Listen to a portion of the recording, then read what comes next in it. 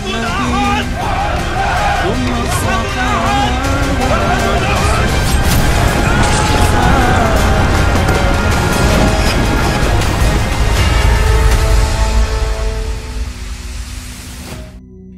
Kisah Raja Zulkarnain membangun tembok penghalang Ya'juj dan Ma'juj. Al-Quran mengabadikan kisah istimewa tentang seorang raja yang soleh bernama Zulkarnain.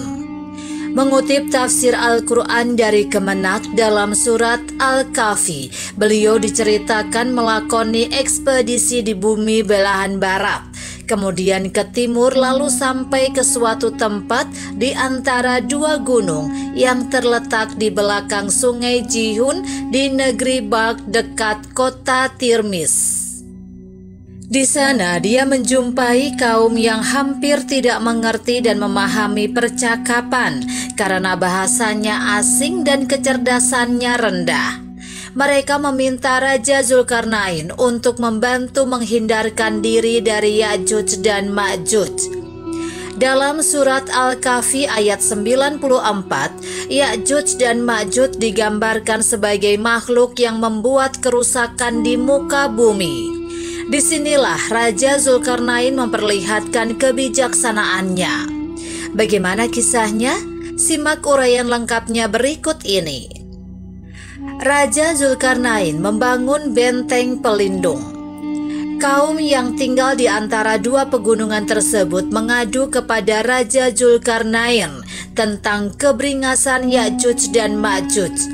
Mereka berkata, "Wahai Zulkarnain, sungguh Ya'juj dan Ma'juj itu makhluk yang berbuat kerusakan di bumi.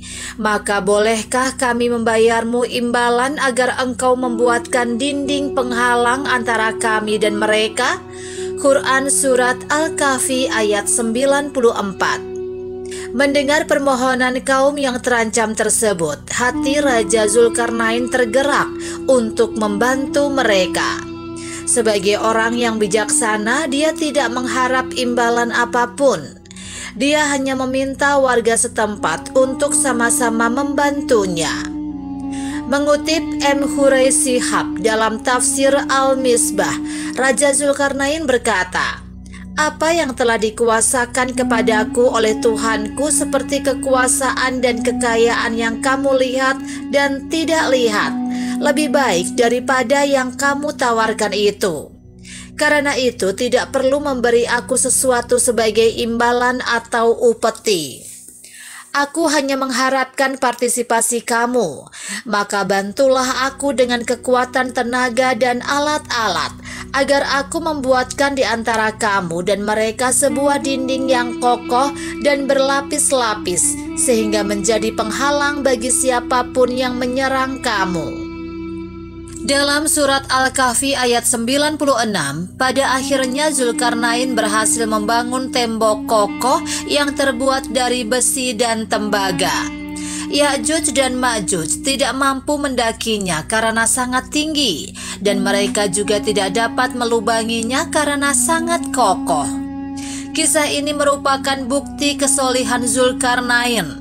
Mengutip jurnal Kisah Zulkarnain dalam Al-Quran Surat Al-Kahfi ayat 83 hingga 101, tulisan Rukimin tahun 2014, Zulkarnain adalah petualang yang memiliki keimanan yang kuat dan selalu menyeru kepada kebaikan. Dia adalah seseorang yang dirahmati dengan kecerdasan pengetahuan dan teknologi. Namun hal tersebut tidak membuatnya congkak. Dia malah menolong kaum yang tertindas dengan ikhlas dan penuh kebijaksanaan. Setiap muslim hendaknya mengambil hikmah dari kualitas kepemimpinan Raja Zulkarnain. Siapa Raja Zulkarnain? Hingga kini sosok Raja Zulkarnain masih menjadi perdebatan di kalangan ulama. Mengutip buku Jejak Ya'juj dan Ma'juj karya Wisnu Sasongko tahun 2010, Ubaid bin Umar yang merupakan kalangan tabi'in berpendapat Raja Zulkarnain hidup pada zaman Nabi Ibrahim alaihissalam. Ada pula yang mengira beliau adalah Alexander the Great dan Makedonia. Adapun dalam tafsir Al-Quran yang diterbitkan oleh Departemen Agama, sebagian besar sejarawan berargumen Zulkarnain adalah Iskandar bin Philips, pria keturunan Yunani murid Aristoteles. Dia hidup sekitar tahun 330 sebelum Masehi. Zulkarnain berasal dari kota Makedonia, pernah memerangi Persia, dan menguasai kerajaan Darius. Beliau kemudian memperluas kekuasaannya hingga ke India dan Mesir. Di Mesir didirikan kota Iskandariah untuk memperingati jasa-jasanya. Pendukung pendapat ini mengatakan dalam sejarah umat manusia tidak ada raja yang dapat menguasai benua barat dan timur kecuali Raja Iskandar Maqduni.